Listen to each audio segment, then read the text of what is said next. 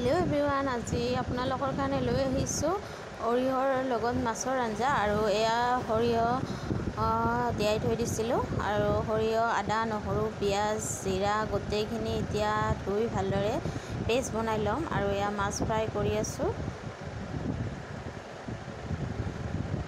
আৰু এতিয়া সৰিয়হখিনি পেষ্ট বনাই লোৱা হৈ গ'ল, আৰু বিলাহীখিনিও পেষ্ট বনাই লওঁ। আৰু এয়া সৰিয়হৰ পেষ্টটো, আৰু এতিয়া বিলাহীখিনি পেষ্ট বনাই লওঁ।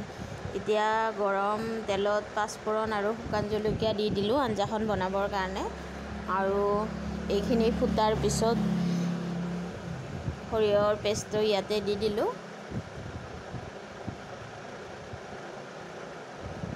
আৰু ইয়াতে যিহেতুকে গোটেইখিনি মছলা দিয়ে দিছোঁ, এতিয়া আকৌ দিব নালাগে। ইয়াতে নিমখ, হালধি আৰু গৰম মছলাৰ গুড়ি দিম।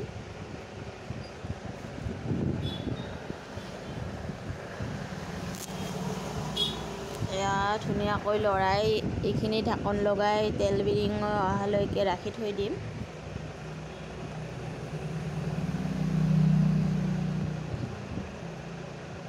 আৰু এতিয়া বিলাহীৰ পেষ্টটো দি দিলোঁ। বিলাহীৰ পেষ্টটো দিয়াৰ পিছত এইখিনি আৰু অলপ সময় ঢাকন লগাই ৰাখি দিম। আৰু ঢাকন লগাই গুচাই দিয়াৰ পিছত এয়া গৰম মছলা দি দিলোঁ। গৰম মছলাখিনি দিয়াৰ পিছত ভালদৰে ভাজি ল'লোঁ। এয়া ধুনীয়াকৈ ভাজি লোৱা হৈ গ'ল।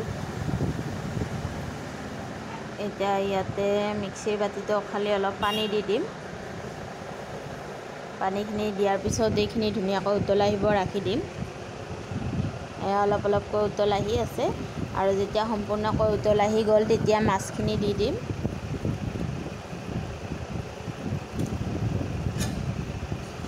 আৰু মাছখিনি দিয়াৰ পিছত এইখিনি ঢাকন লগাই ৰাখি দিম। এয়া আমাৰ ৰেডি হৈ গ'ল আজিৰ ভাত সাজ।